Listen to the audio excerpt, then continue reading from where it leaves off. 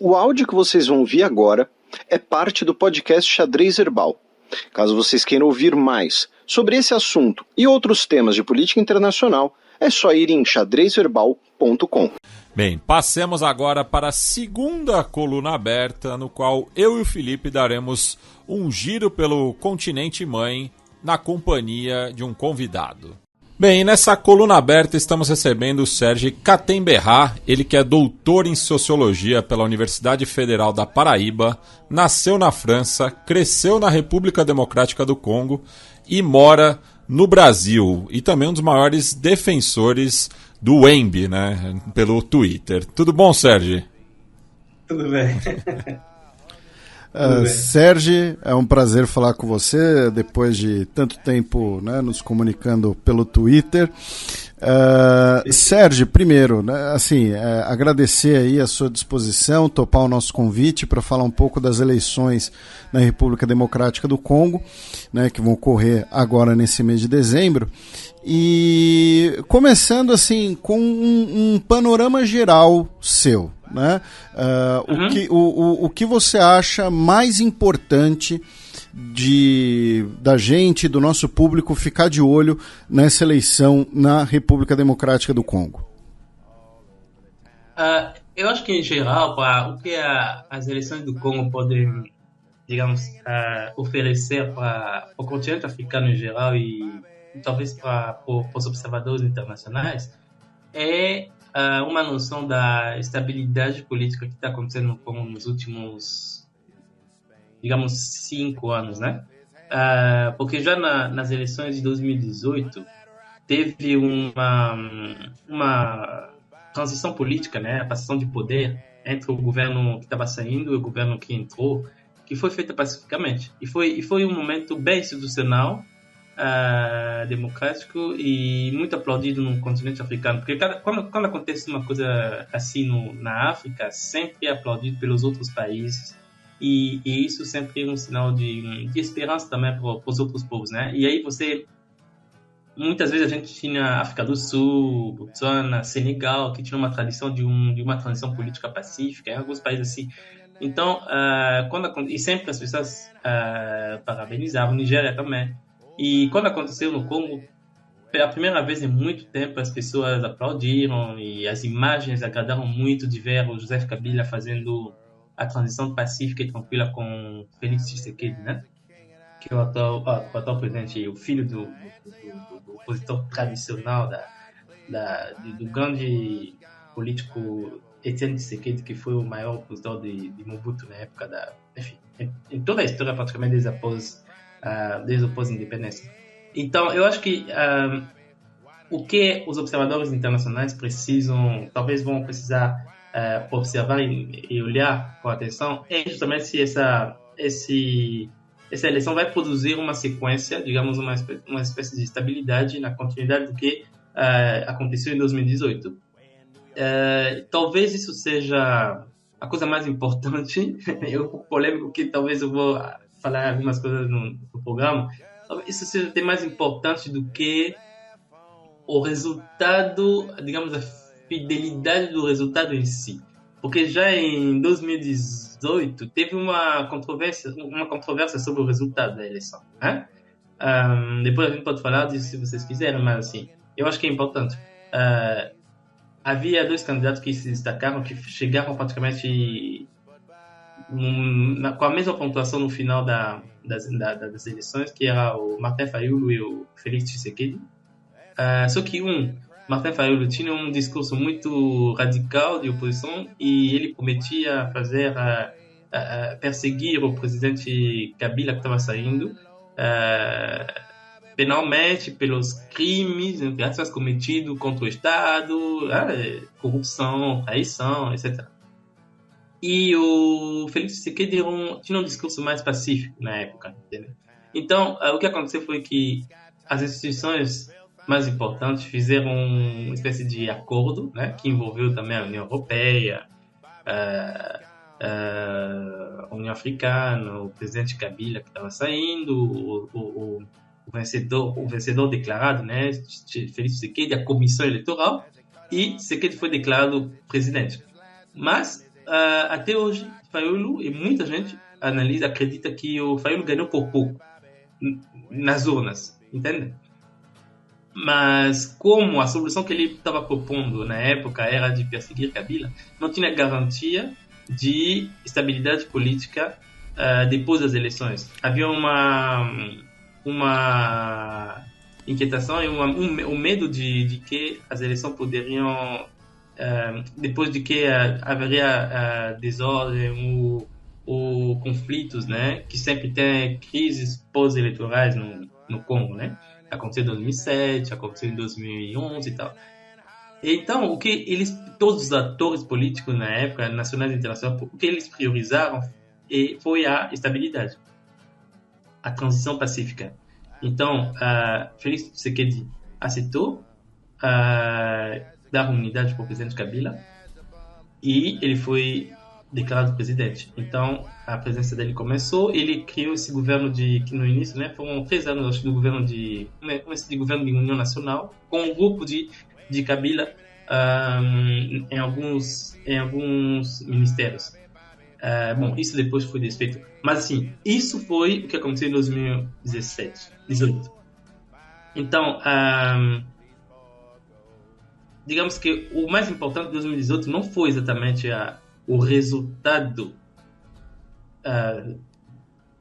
da eleição em si, mas o acordo institucional que foi feito e a estabilidade que isso produziu.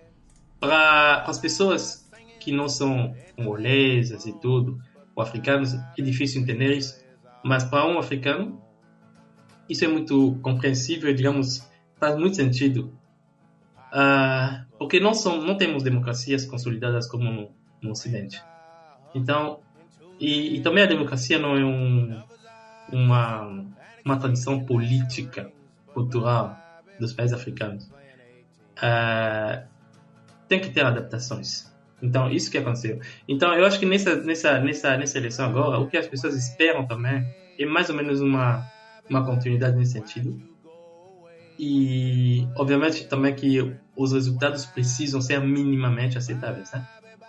Digamos que se um candidato ganhar por 60 e for declarado perdedor, ninguém vai aceitar isso. Eu posso dar um exemplo, basicamente, do que aconteceu nos Estados Unidos com as eleições de Bush com Al Gore. Al Gore praticamente ganhou as eleições, mas por uma pequena margem de erro, de manipulação, o Bush foi declarado presidente por uma decisão da Suprema Corte da Flórida. Basicamente, o que eu estou dizendo isso é que a gente precisa entender a democracia do Congo no contexto africano e no contexto do Congo, e o que é importante para o Congo nesse momento que estamos de 2018 para cá. Basicamente, isso que eu posso dizer como introdução. E, Sérgio, isso que você explicou para a gente é muito interessante, é muito curioso. E extrapolando para essa próxima eleição, né, nós temos o Félix Tshisekedi disputando, né, a sua reeleição. E ele agora enfrenta uma série de candidatos de oposição de peso, né? Inclusive a gente, né, repercutiu aqui a candidatura do vencedor, né, do laureado com o Prêmio Nobel da Paz, o ginecologista Denis Mukwege. Você acha que esse cenário, então, de priorizar a estabilidade e pensando também nos episódios de violência no leste do país, essa priorização da estabilidade pode se repetir, ou, na verdade, nós temos agora talvez até mesmo um risco maior de instabilidade, já que algumas pessoas podem falar, não, ele foi eleito, mas ele não foi o vencedor da eleição anterior. Então, agora ele vai ser mais questionado, enfim, alguma coisa nesse sentido. E só fazendo um complemento também, né? O Felipe citou as diversas candidaturas. Eram 26 no total. 4, né, já retiraram os seus nomes, em apoio justamente ao principal contender, assim, vamos dizer, que é o Moise Katumbi, né? Moise Katumbi. Eu diria que eu acho que o Tshisekedi tem mais chance de ganhar agora mas paradoxalmente tem muitos riscos de violência depois das eleições, sobretudo em 2024. Principalmente pelo tipo de campanha que o Tshisekedi está fazendo. Porque o Tshisekedi está usando um discurso que funciona como que é um discurso anti-Ruanda nas eleições. Ele fez uma viagem recentemente no Kivu, né, que é a região da minha família, inclusive no leste do Congo, que é vizinha do Ruanda. Ele esteve lá semana passada e ele fez vários discursos inflamados, onde ele acusa o Kagame, o presidente de Ruanda, de ser o promotor do movimento M23, que existe já há quase 20 anos. Um grupo armado que atua lá no Congo e que é responsável por muitos crimes, né, contra a humanidade. Inclusive, o trabalho de Mukwege é muito em consequência das ações do grupo M23. Então, o Tshisekedi trabalha com esse sentimento anti-Ruanda no Congo, que é muito forte, que eu comparo, às vezes, até com esse conflito Palestina e Israel, né? O Congo e Ruanda têm uma relação terrivelmente, digamos, de ódio. Desde o genocídio em Ruanda, e ele está usando você está usando esse discurso. Ele chegou a falar em discurso público na cidade de Bukavu, capital do Kivu do Sul, que o Kagame está agindo como Hitler e ele ia acabar como Hitler. Numa entrevista que ele deu há 2 semanas no canal de televisão francesa France 24, ele declarou tranquilamente, publicamente, e que me surpreendeu muito, que não descarta uma guerra aberta com Ruanda nos próximos meses. Isso porque o grupo M23 conseguiu avançar em dois territórios no Congo, no norte, no Kivu do Norte. Eles conseguiram pegar dois territórios onde a Comissão Eleitoral já declarou que não vai ter eleições nesses 2 territórios. Então, eles conseguiram chegar lá e tinham uma ameaça de que eles pudessem, inclusive, capturar a capital do Kivu do Norte, que é a cidade de Goma. Os 2 territórios que eles pegaram são Rutshuru e Masisi. Então, eles pegaram esses 2 territórios e estão ocupando esses territórios. Então, não vai ter eleições nesses 2 territórios. E o risco é que eles entrem em Goma. Só que Tshisekedi falou que não vão pegar, prometeu que não vão pegar Goma. A campanha dele está muito baseada na proteção do território contra a invasão de Ruanda e a atuação do grupo M23, porque ele também acusa o Ruanda de ter mais de 2 mil, milhares de militares atuando no Congo, que eles podem monitorar isso com imagens de satélite, tudo invisível, que eles sabem, a Europa sabe, os Estados Unidos sabem, a ONU sabe, todo mundo sabe. E também nessa mesma entrevista que ele deu para a France 24, ele também reconheceu que está empregando mercenários franceses no Congo como instrutores das Forças Armadas do Congo, que não estão atuando militarmente contra a invasão de Ruanda, entre aspas, ou a atuação de M23, mas que estão treinando, monitorando, elaborando táticas e tudo, como se fossem, ele usou mesmo a figura, como se fossem coaches, como treinador de futebol. Está à beira do campo, dá instruções, orienta, mas não joga. Quem joga são as Forças Armadas do Congo e algumas milícias congolesas, patrióticas, que estão atuando com a autorização do governo contra o M23 e as forças de Ruanda. Então, esse é o contexto. Se ele ganhar também as eleições, que eu acho que é possível, muito provável, até porque a oposição é muito dividida e também porque ele tem digamos que como dizer isso, ele tem o governo dele teve alguns resultados interessantes. O problema é que se ele ganhar, não se sabe o que ele vai fazer em relação a Rutshuru, a Masisi e a Goma, e não se sabe o que ele vai fazer em relação ao Ruanda. Se isso vai resultar numa guerra, ninguém sabe, mas o discurso é muito inflamado, surpreendentemente. Nunca vi, praticamente, desde o pai de Kabila, de Joseph Kabila, desde Laurent Désiré Kabila, nunca vi um presidente congolês ter um discurso tão direto sobre uma guerra aberta com o Ruanda. Então, é um pouco esse o paradoxo. Então, eu também não tenho tanta certeza que o Moïse Katumbi seja o grande favorito da oposição. Eu acho que ainda pode ser Martin Fayulu. Mas o Moïse Katumbi realmente é um candidato muito importante. Agora, também é interessante que nas últimas semanas surgiram muitas dúvidas sobre o ataque, né, do governo não oficialmente, mas a campanha do governo sobre a nacionalidade de Katumbi, né? Tem até documentos que vazaram na internet de que ele efetuou várias viagens nos Estados Unidos usando o passaporte de Zâmbia, né? E como não tem ele vem de uma linhagem nobre da Zâmbia, né? Isso. Então, como ele está usando o passaporte de Zâmbia, muita gente estava divulgando que ele está usando esses documentos para viajar e tal. Então, a nacionalidade dele contestada. Na verdade, desde o Joseph Kabila foi contestado, a nacionalidade de Kabila foi contestada durante 16 anos que ele ocupou o poder. Ele é filho legítimo de Laurent Désiré Kabila. Ele se parece até fisicamente, mas tinha gente contestando até que Laurent Désiré era o pai dele. Mas era bem engraçado porque fisicamente é a cópia do pai, né? O fato é que ele cresceu acho que no Quênia. Ele cresceu em Quênia.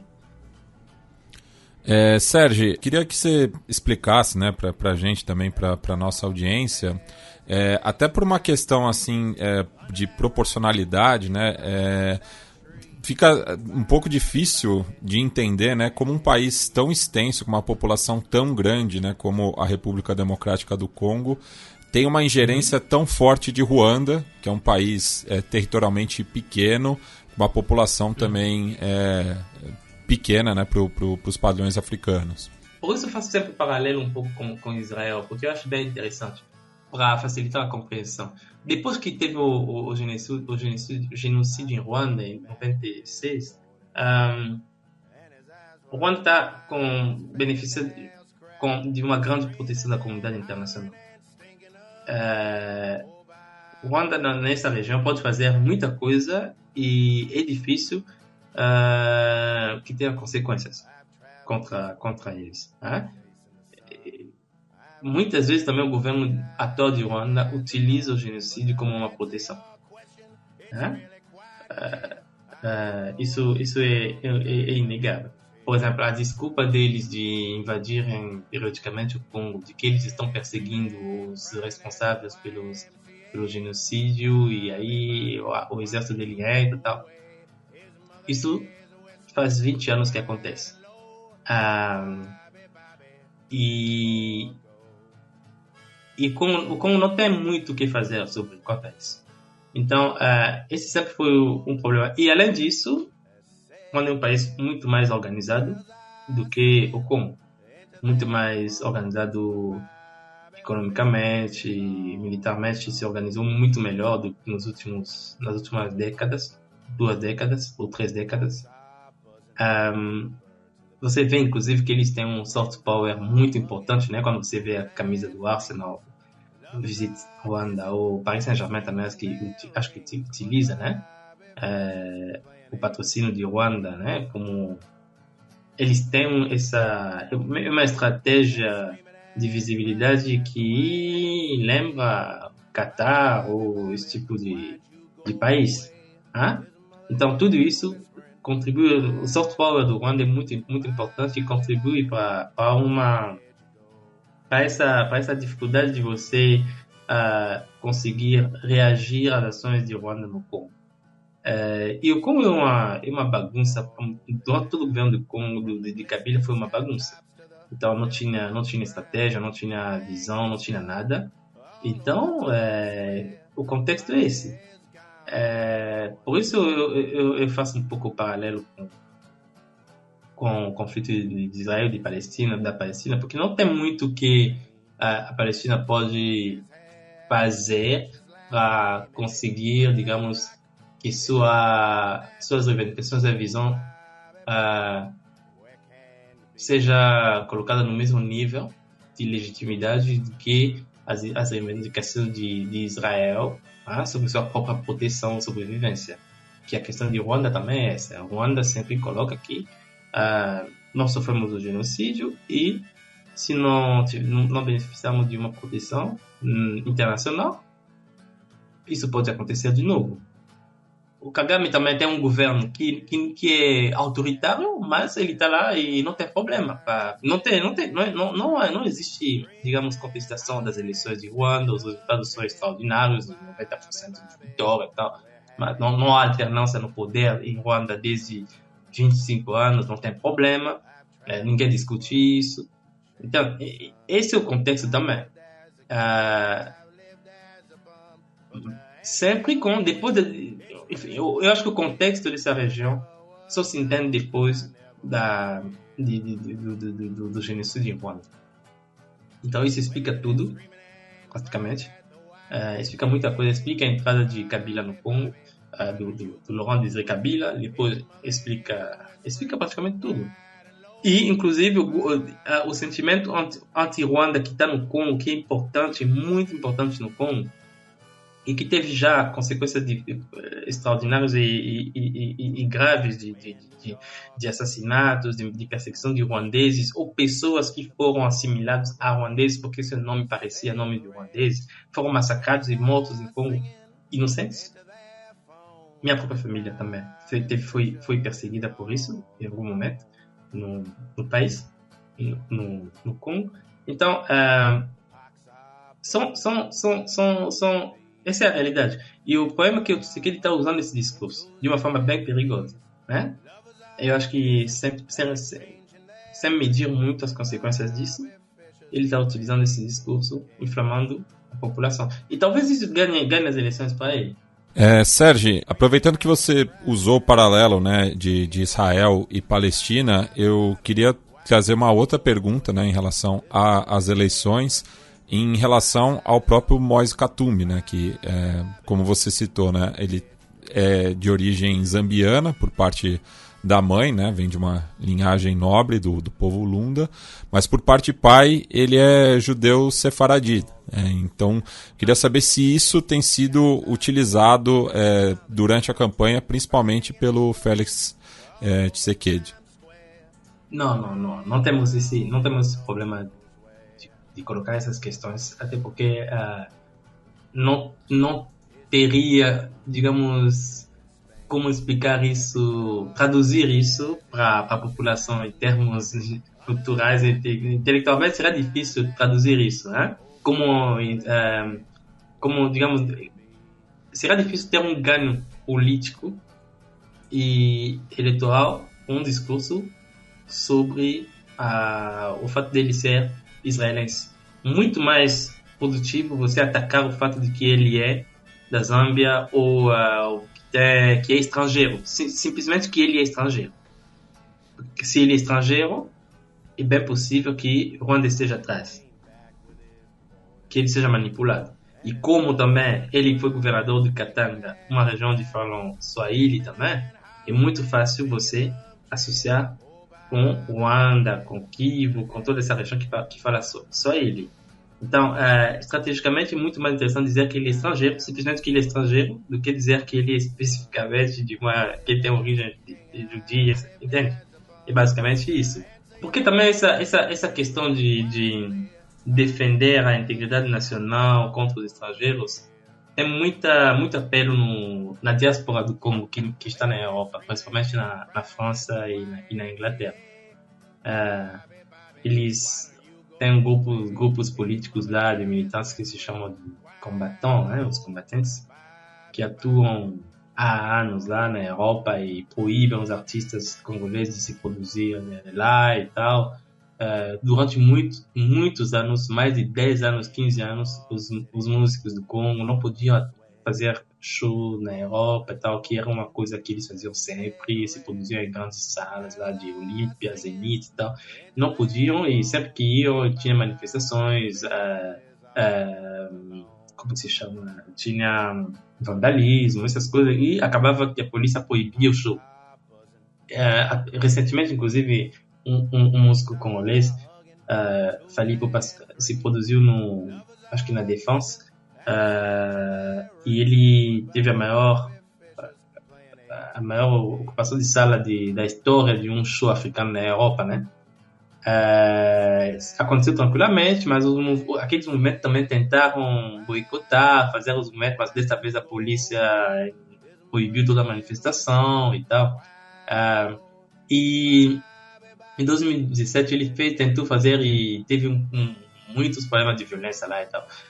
Porque esses artistas são acusados de defender ou de fazer a propaganda dos governos, né, que eram antes de Kabila, depois do governo de Tshisekedi, que são governos que não fazem nada contra a invasão de Ruanda, ou às vezes são submissos eles mesmos ao governo de Ruanda, porque o Kabila era atacado de ser submisso ao governo de Ruanda. E o Tshisekedi, ele está nessa postura de dizer que eu não sou o serviçal de Kagame, eu sou contra ele, eu estou...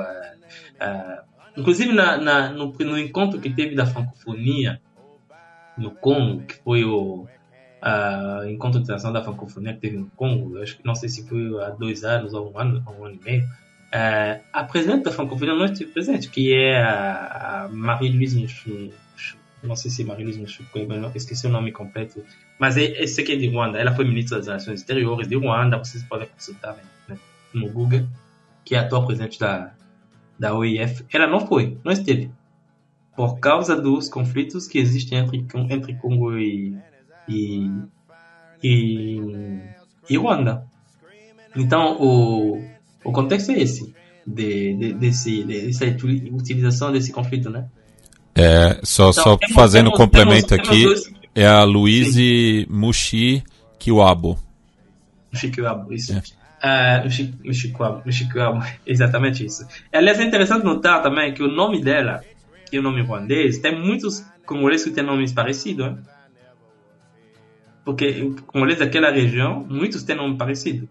Minha família, por exemplo, o nome do meu pai ou da minha mãe são nomes que são muito parecidos com o nome de ruandeses. Então, meu avô materno, que era membro do Congresso Nacional, inclusive foi presidente do Congresso Nacional, na época da abertura, né, do 1990, 91, foi a abertura ao multipartidarismo, né? Ele também foi acusado de ser estrangeiro, mas era congolês, ele é de Idjwi.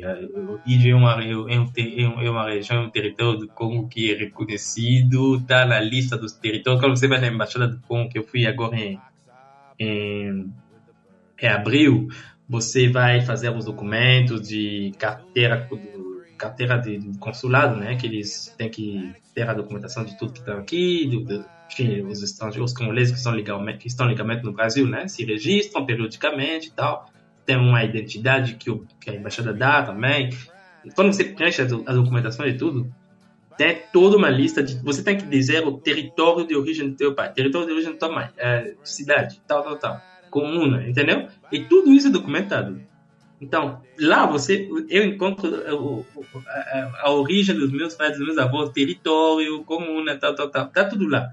Mas o nome é parecido com o nome com vários nomes que existem no Congo e no Ruanda. Porque são países que, vocês sabem que tem, por questão de colonização e de delimitação geográfica da colonização, muitos povos foram separados arbitrariamente e acabaram pertencendo a países diferentes, mesmo tendo origens bem próximas, né?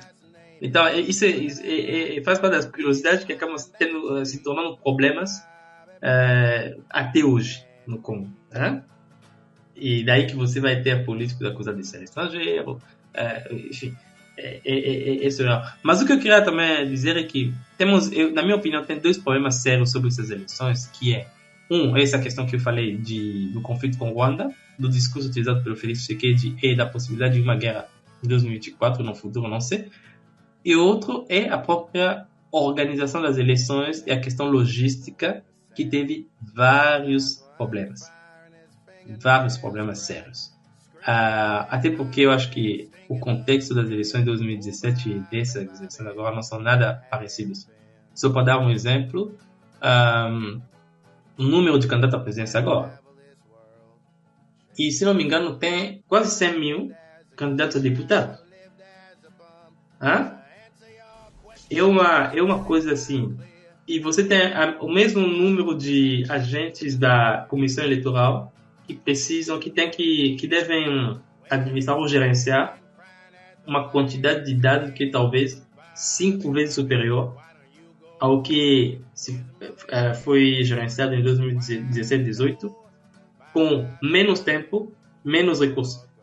Por exemplo, nessas últimas semanas, o presidente da comissão eleitoral estava dizendo que faltava, isso foi há 3 semanas, né? Que faltava 300 milhões para realizar, para fechar completamente a logística das eleições.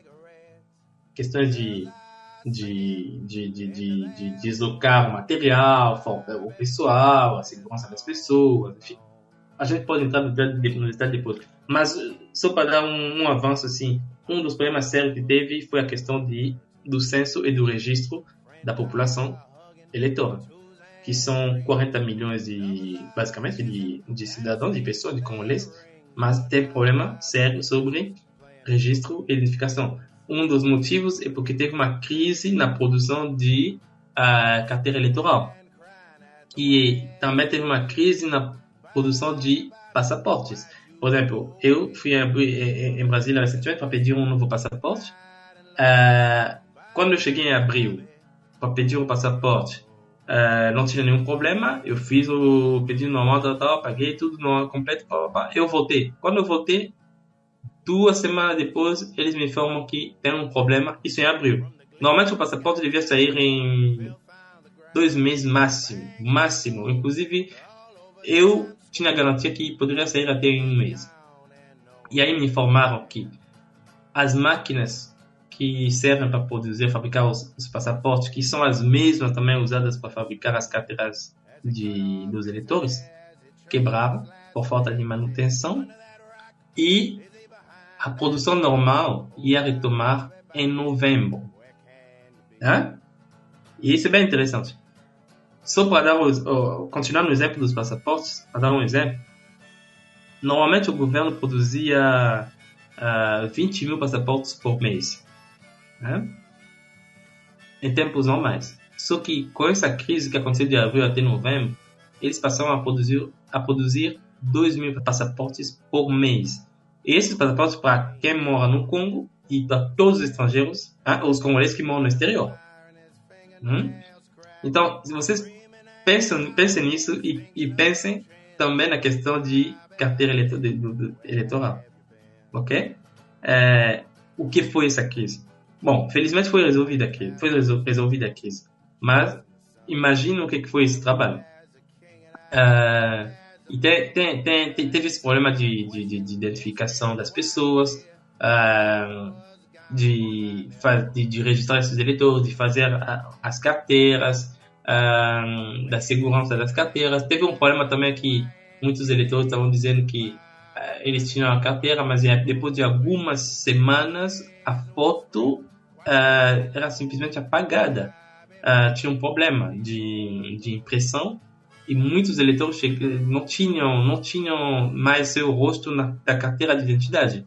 Então, tudo isso são problemas que vão ser verificados nas eleições que vão acontecer. O governo está dando algumas garantias de que se você não encontrar se a tua foto não aparecer na tua carteira, se for apagada na carteira física, né, que você vai ter de eleitor, vai ter uma outra solução, que quando você chegar lá no local de voto, tem soluções que eles estão garantindo que vai ter e tudo.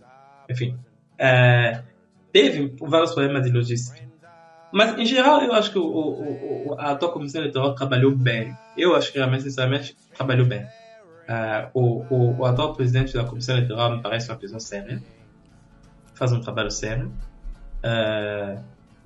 Mas eu sinto que tem um jogo interessante entre ele e o governo. Por exemplo, isso há 3 semanas ele disse: temos um problema, está faltando 300 milhões para terminar.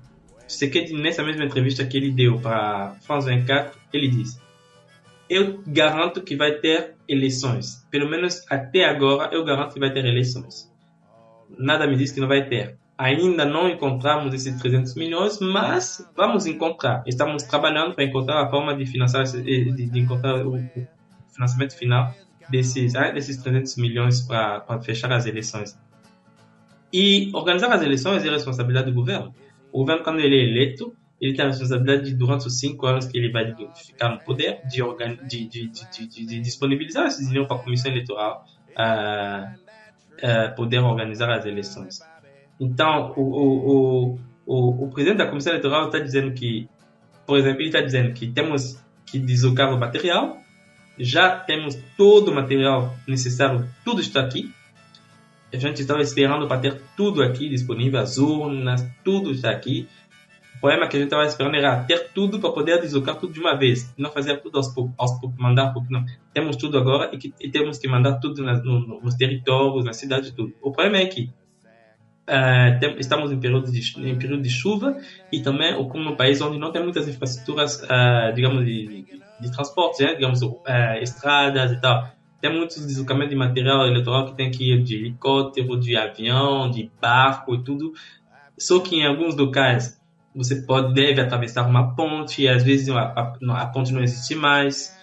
Então que o presidente da Comissão Eleitoral, o Kadima, ele estava dizendo que ele solicitou o uso dos aviões e dos helicópteros do exército para nos locais onde atravessavam por barco, por exemplo, atravessar por helicóptero, para uma questão de segurança, porque as pessoas podem afundar também. Tem muitos problemas de pessoas que morrem em afundamentos de barco nos rios do Congo. Então tem toda essa questão. Então ele está dizendo que eu tenho tudo, está tudo pronto, mas temos problema de logística para resolver. O governo tem que me fornecer helicópteros, aviões, Antonov, sobretudo os Antonovs, para deslocar o material nas regiões e depois das regiões para os territórios. E nos territórios, os helicópteros, seja do governo e talvez até da missão da ONU. Então, ele está dizendo, temos tudo pronto, menos a logística para despachar o pessoal e que são os agentes os agentes da Comissão Eleitoral Independente e o material nos locais. Então, esse é o país. Ele está dizendo, bom, eu tenho tudo, mas a bola está com o governo. Então, o risco é o que também? O risco é que, se não acontecer nada, a Comissão Eleitoral diga, eu fiz tudo. Quem não quis foi Tshisekedi. Entende um pouco o que está me parecendo? Sérgio, aproveitando que você mencionou, inclusive, né, você falou em helicópteros da ONU, aborda para a gente um pouquinho, por favor, o fim da MONUSCO, né, a missão da ONU, né, no Congo, que foi aprovado agora nesse governo, e se isso pode ter algum impacto eleitoral e qual seria? Bom, para essa eleição eles estão presentes. O problema é que também eu observei uma espécie de desengajamento da comunidade internacional sobre o Congo. Eu observei... Bom, é bem curioso isso, né? Pode te parecer polêmico, eu não sei, depende muito sempre de quem está analisando o Congo, né? Bom, eu não sou de tipo sensacionalista, ou eu também não entro muito no discurso que me parece um pouco, às vezes, fácil e ingênuo de aderir totalmente a esse discurso anti-imperialista, anti-ocidental. Eu acho meio desnecessário. Quando eu fiz minha pesquisa de graduação, que foi meu trabalho de graduação foi sobre o Congo, sobre a transição política no Congo, 90% do material de pesquisa que eu tive foram relatórios produzidos por Fundação Carter, que vai estar observando essas eleições, Comissão Europeia, que decidiu não mandar uma missão de observadores pela primeira vez desde 2000, que a ONU diz que não vai se engajar no processo eleitoral, a União Europeia. Isso é bem curioso.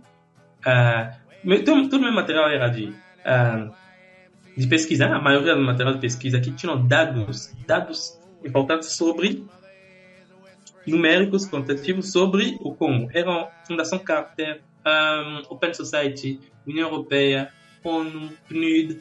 Eles produzem dados, porque o governo nacional não produz dados. Então, as pessoas podem ter discurso anti-imperialista, anti-sei lá o quê, mas quando você precisa fazer um trabalho certo, muitas vezes, você tem dados onde você tem dados.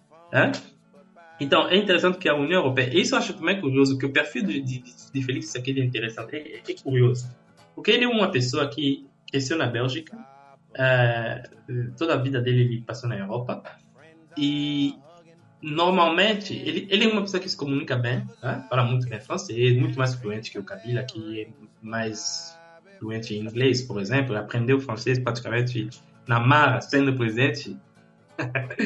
E o Félix Tshisekedi, normalmente, ele é uma pessoa que se comunica bem, fácil, aberto e tal. Mas ele tem uma relação difícil com a Europa e com a ONU. Há uma ruptura clara com a União Europeia. Porque o que se diz é que a União Europeia queria mandar uma quantidade de pessoas em alguns locais para ser observador das eleições e o governo não aceitou. E como o governo não aceitou algumas condições, e a União Europeia falou, já que não aceitaram, a gente está se desligando. Eles comunicaram que estamos nos desligando por questões práticas de logística, basicamente. Mas os comentadores estão dizendo que, na verdade, é um conflito sério entre a União Europeia e Tshisekedi. O que é curioso, porque o Joseph Kabila, que é uma pessoa taciturna, fechada e tal, não tinha nenhum problema assim de relacionamento com a União Europeia, com a ONU e tal. Durante o governo e as eleições dele, os observadores sempre estiveram presentes. Não tinha nenhum problema desse tipo. Mas pela primeira vez a gente está tendo esse problema que a comunidade internacional parece estar se desligando. E não sei se é bom ou se é negativo. Talvez seja também uma questão que está na onda, né, do que está acontecendo na África recentemente. Se você olhar o que está acontecendo no Sahel, né, com os governos militares que estão aí no Sahel, né, na região do Sahel. Há uma onda anti-imperialista também, né, na África. Então, eu estou observando que existe uma tendência ao desligamento, a um afastamento da comunidade internacional sobre essas eleições. Eu acho interessante mostrar uma certa autonomia no processo de organização das suas eleições, mas também é um pouco preocupante esse afastamento, porque de qualquer forma a presença dessas instituições, eu não sei se eu posso dizer tradicionalmente ou historicamente, dá uma espécie de ar de transparência, né? Mas, mesmo, a União Europeia não está, mas a Comissão Carter está, a União Africana está observando, também tem os observadores dos partidos nacionais e tal. Então, tem esse contexto. Outra coisa também, eu acho que a gente não, que eu acho que eu achava interessante mencionar, que é que eu falei da estabilidade, né, que o governo Tshisekedi deu, né, 5 anos realmente de estabilidade, a gente tem que falar isso, mas também não podemos esquecer que aconteceu um fato importante este ano, que foi o assassinato do porta-voz do grupo de Moïse Katumbi na frente da sede da Comissão Eleitoral. Eu acho que foi noticiado, não sei se vocês souberam, mas o porta-voz do partido de Katumbi, ele ia fazer o depósito de aquela declaração de renda de seus bens, né? Que os candidatos fazem antes da eleição, de se apresentar a uma eleição. Ele foi lá e às 17 horas, por entre 17 horas e 19 horas, num local que é frequentado por políticos, né? Que é um local institucional importante do país. Como que eu posso dizer isso? Um comando, uma espécie de comando assim de força especial apareceu e sequestravam ele, matavam durante a noite e na manhã seguinte o corpo dele foi encontrado com o carro dele em outro local da cidade. Isso sendo porta-voz do grupo político de Moïse Katumbi. É um fato muito importante, que a gente não pode simplesmente olhar e dizer que está tudo bem. Teve recentemente um jornalista foi preso no Congo, se chama Stanislas do Jaquera, que é inclusive amigo de vários amigos meus. Foi preso acusado de divulgar notícias falsas sobre esse caso, porque ele publicou um artigo sobre um relatório que responsabilizou a ANER, que é a Agência de Inteligência Nacional, de ser responsável pela morte do porta-voz do partido político de Moïse Katumbi. E ele está preso até hoje e foi condenado a... Enfim, não foi julgado ainda, mas corre o risco de ser condenado a 30 anos de prisão, esse tipo de coisa por espionagem, porque acusaram ele de divulgar uma nota interna das forças dos serviços, esse tipo de coisa, sabe?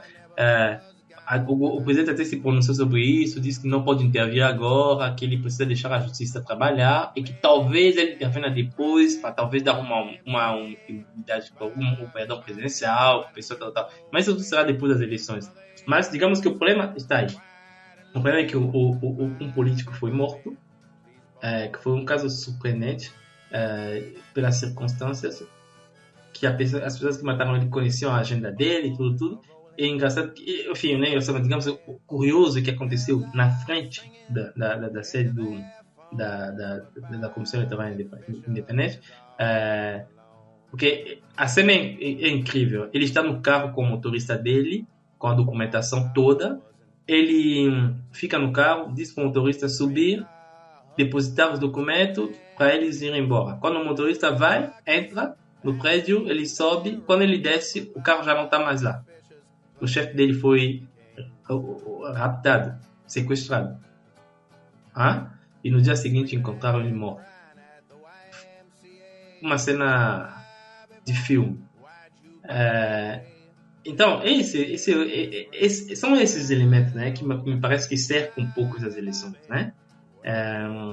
Como eu falei, a questão de Ruanda, a questão da guerra no norte de Kivu, dos territórios que estão ocupados, esses dois territórios, a questão da logística da organização das eleições, o problema da integridade mesmo do voto, porque temos um problema com identificação dos eleitores, e esse fato também político de violência grave que aconteceu sobre a morte de uma personalidade importante do cenário político nacional. Sérgio, agradecemos muito a sua presença aqui no Xadrez Herbal, trazendo muita informação, né, na prévia aí das eleições da República Democrática do Congo, que serão realizadas na próxima quarta-feira, dia 20 de dezembro. Lembrando, né, que é turno único no Congo, né? Então quem vencer leva, né? O próprio Tshisekedi na última eleição venceu com uma margem muito pequena, né, em relação ao Martin Fayulu, que também está concorrendo nesse pleito, e teve um turnout muito baixo, né, com menos da metade das pessoas habilitadas ao voto indo às urnas, né? No caso, foi um pouco mais de 18 milhões nas últimas eleições, de um universo de pouco mais de 38 milhões. E como é de praxe aqui no programa, o convidado sempre também traz uma dica cultural, independente do tema que ele está abordando, alguma coisa que você queira passar adiante para a nossa audiência. Não sei, como não tinha previsto nada, eu não sei, talvez eu recomende uma ou duas coisas, e assim, para quem quiser se interessar, talvez um pouco no Congo, né? Eu recomendaria dois filmes. Um se chama La Vie est Belle. É um filme que tem um título bem interessante, que parece o título de um filme lá do Benini. Né? Isso. Mas é um filme africano. Você escreve La Vie est Belle filme La Vie est Belle, Papa Wemba, e é um filme sobre um músico que sai do interior do Congo e vai na capital, Kinshasa, e começa a fazer a sua ascensão como artista, né? É bem interessante, é um filme fantástico que é um clássico do cinema congolês. La Vie est Belle, ok? E eu recomendaria também um documentário, talvez, de um cineasta que eu gosto muito, que é o Raoul Peck, que é um documentário que se chama A Morte de Lumumba, né? Eu acho que se encontra no Mubi, aquela plataforma se chama Mubi, né? Sim. Isso. A Morte de Lumumba é um documentário que é o primeiro filme dele. E o Raoul Peck, ele tem, para quem não sabe, Raoul Peck é um diretor, cineasta que produziu recentemente o filme Karl Marx, e recentemente o documentário de 4 episódios da HBO que se chama Exterminar Todos Eles, ou basicamente isso, assim, né? E ele é de origem haitiana e morreu no Congo quando era criança, porque os pais dele, depois da independência de 1960 do Congo, eles faziam parte dos funcionários haitianos que foram convidados a atuar no Congo quando os europeus saíram. Como os haitianos tinham uma expertise, eram médicos, professores, funcionários públicos e tudo, eles foram trabalhar no Congo durante um período, e os pais de Raoul Peck trabalharam no Congo, e Raoul Peck morou no Congo, e tem uma relação muito forte com o Congo. Ele tem o primeiro filme que ele fez, esse documentário sobre Lumumba é fantástico, A Morte de Lumumba, e ele tem depois um filme de ficção que ele fez, que é esse mais conhecido e muito mais fácil de encontrar, que se chama também Patrice Emery Lumumba, que foi produzido em 2000. O que eu estou recomendando é o documentário de 94, 93, se não me engano. Esse é A Morte do Mundo. Mas se não encontrar esse, aí vocês podem ver, por exemplo, o filme de 2000, que é fantástico também. Que esse sim é um filme de ficção, né? Porque o outro é documentário e o outro filme de ficção. Seriam essas duas dicas, então. La Vie est Belle, o filme. La Vie est Belle, Papa Wemba. Vocês podem colocar lá no YouTube, encontra. La Vie est Belle, Papa Wemba. E depois, vocês, nesse filme é bom porque vocês vão conhecer também a questão da rumba do Congo, da cultura local, é bem interessante. E esse filme de Raoul Peck, é isso. Bem, é isso, e quem quiser acompanhar o Serge nas redes é @sk_Serge. Tem bastante coisa ali de África, francofonia, mas principalmente NBA. O Sérgio é dos nossos. Sim. Obrigadão, viu, Sérgio? Ok, de nada. Abração. Um forte abraço. Bem, a gente se despede do Sérgio agora e segue o nosso giro pelo continente africano, começando pelo Egito, né, já que também tivemos eleições presidenciais no país. E adivinha quem ganhou, Felipe? Então, na verdade, a gente ainda não tem os resultados finais, meu caro Matias. Você está sendo leviano em achar que o Abdel Fattah el-Sisi vai levar. Só porque ele era o único candidato que pôde fazer pôsteres e que pôde fazer jingle no rádio. Tá? Só por isso. Mas, enfim, tivemos as eleições, né, nos dias 10 a 12 de dezembro. Os votos ainda estão sendo contados. Eu ia dizer impressos, mas contados, tá? Contados. 1 pra você, 2 pra mim. 1 pra você, 3 pra mim. Tipo isso. Então, ainda teremos aí a contagem final, mas tivemos as eleições egípcias na semana. E falando em eleições, neste final de semana agora, dia 17 de dezembro, teremos o referendo constitucional no Chad, né, para avaliar a proposta de mudança constitucional. Tá? Ela foi feita pelo atual presidente general Mahamat Déby, que é o filho e sucessor do Idriss Déby, que morreu naquela circunstância bem suspeita quando ele foi visitar a linha de frente, né? E a principal questão, né, a ser discutida é uma eventual mudança da estrutura do Estado, né? Hoje, o Chad é uma república unitária, tá? E a proposta de mudança constitucional inclui a mudança para um Estado federativo, na qual o Mahamat Deby argumenta que vai possibilitar, vai facilitar para que os diferentes grupos étnicos do país tenham algum grau de autonomia e de autogestão. Porque o Chad, né, a gente sempre fala aqui, né, vários países africanos tem uma situação, uma diversidade étnica interna bastante grande, muitas vezes por uma herança, né, de fronteiras desenhadas de forma arbitrária pelas potências europeias, pelas antigas potências imperiais europeias, e o Chad é um dos países menos homogêneos da África e possivelmente do mundo. Tá? Para o nosso ouvinte ter ideia, o principal grupo étnico, né, que são os Sara, que vivem no Chad, na República Centro-Africana, e também com uma minoria no Sudão do Sul, eles correspondem a mais ou menos 30% da população apenas. Tá? O maior grupo corresponde a apenas 30%. Depois vem os árabes, que são mais ou menos 14%, e aí nós temos uma série de grupos diferentes. Então, é uma proposta cuja argumentação faz sentido, porém, sinceramente, não estudamos esse assunto especificamente o suficiente para ter uma análise ou para ter sequer uma opinião, e o voto está previsto para esse final de semana. Aí, meu caro Matias, a gente fez Egito, Chad, agora a gente vai para o Sudão com duas notícias.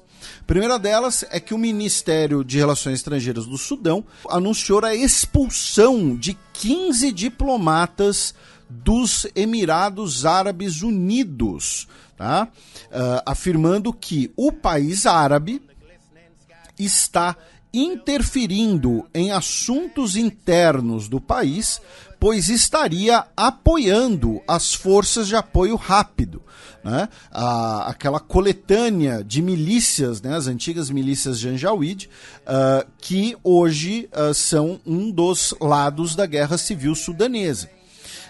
E a gente havia comentado isso aqui, né? Que as forças de apoio rápido, elas têm apoio tanto dos Emirados Árabes quanto da Rússia e também suspeita de apoio turco, tá? E a outra notícia está ligada justamente à guerra civil, meu caro Matias, já que foi anunciado que os dois líderes, né, dos lados opostos da guerra, o general Abdel Fattah al-Burhan e o general Mohamed Hamdan Dagalo, que é conhecido como Hemeti, vão se encontrar pessoalmente, tá, para iniciar um processo de paz, para iniciar um processo de diálogo antes do final do ano. Tá? A conversa será mediada pelo grupo de países da África Oriental e muito provavelmente será realizada no Djibouti. Tá? Ainda na costa da África Oriental, meu caro Matias, vamos até a Somália, né? Já que o filho do presidente, né, o presidente da Somália, é o Hassan Sheikh Mohamud. E o filho dele, o Mohamed Hassan Sheikh, ele estava na Turquia, tá, dirigindo um carro no último dia 30 de novembro, quando teria, não sabemos, não estou acusando ninguém, teria atropelado um motociclista, um entregador, e o motociclista veio a óbito. E as imagens de uma câmera de segurança mostrariam que o acidente foi culpa do filho do presidente da Somália. Tá? Não está claro o que isso significa, sei lá, se ele cruzou um sinal vermelho, alguma coisa assim. O fato é, o governo turco emitiu um mandado de prisão contra o filho do presidente da Somália, que fugiu às pressas do país para o seu país de origem. Fugiu às pressas da Turquia para a Somália. O governo turco, repito, fez essa solicitação. O prefeito de Istambul, inclusive o Ekrem İmamoğlu, né, que é um opositor do Erdogan, mas um possível candidato à presidência da Turquia no futuro próximo, né, criticou as autoridades, inclusive nacionais, por permitirem que o suspeito fugisse do país. Ele tuitou, né, que o senhor Gosser, né, no caso é o nome do entregador, né, foi tirado dessa vida devido a um acidente causado pelo filho do presidente da Somália. Nós estamos seguindo o processo legal, mas o suspeito saiu da Turquia com suas mãos livres. Isso aumenta ainda mais a dor da família da vítima. Tá? Então foi emitido esse mandado de prisão. Não está claro se vai ter um pedido de cooperação internacional, um pedido de extradição, um pedido na Interpol, alguma coisa assim. Lembrando que nós recentemente fizemos um especial sobre a Interpol, o centenário da Interpol, com a nossa querida Honolulu, dentre os convidados, claro. Enfim, então, mas aí está um caso para os nossos ouvintes que são professores ou estudantes de Direito Internacional, né? Prova de Direito Internacional na faculdade sempre tem esses exemplos bem sempre complicados, né? Especialmente se é Direito Internacional privado. Mas, então, assim, o filho do presidente de um país atropela um motoqueiro num terceiro país e depois foge para o seu país de origem, enfim, tem que extraditar ou não sei. Ainda na costa oriental da África, meu caro Matias, o governo queniano anunciou que a partir de janeiro, tá, nenhum turista de qualquer país vai precisar de visto, tá, para entrar no Quênia e permanecer até 15 dias. Tá? Então, se você é um turista, pretende visitar o Quênia por até 15 dias, não precisará mais de visto de nenhum país. Você tem que fazer uma Electronic Travel Authorization, que é basicamente botar os seus documentos previamente e pagar uma taxa. Tá? É como se fosse um visto automático na prática, né? Você vai fazer online da sua casa. É uma taxa de entrada. Isso, uma taxa de entrada e manda lá os papéis digitalmente e tal, né, os documentos digitalmente. E aí o presidente disse que agora as pessoas vão poder aproveitar os beach holidays na bela costa do Oceano Índico e também os wildlife safaris. Quênia tem uma simples mensagem à humanidade: bem-vindos à casa. Welcome home. Ele quer dizer que o Quênia é a home da humanidade? Não sei. Mas enfim, você gostaria de visitar o Quênia, meu caro Gostaria. Matinho? Gostaria? Então bora. Eu tenho um jaco da seleção do Quênia, você sabe, bonito, já viu. Né? Bonito. Na verdade, eu comprei ele porque ele estava em promoção ali no outlet das 3 listas. Das 3 listas, exatamente. Mas ele é bonito, de fato. Bonito.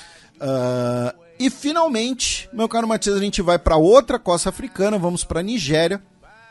Já que nessa semana, em mais um episódio, né, infelizmente, dos vários casos de banditismo que assolam o país, 6 pessoas morreram no sequestro de 2 trabalhadores sul-coreanos de uma empresa petrolífera. Tá? Um grupo de criminosos sequestrou esses 2 sul-coreanos e, nesse processo, 4 soldados e outras 2 pessoas morreram numa troca de tiros. Tá? Os 2 trabalhadores sul-coreanos, repito, foram sequestrados e estão agora em posse de um grupo de criminosos.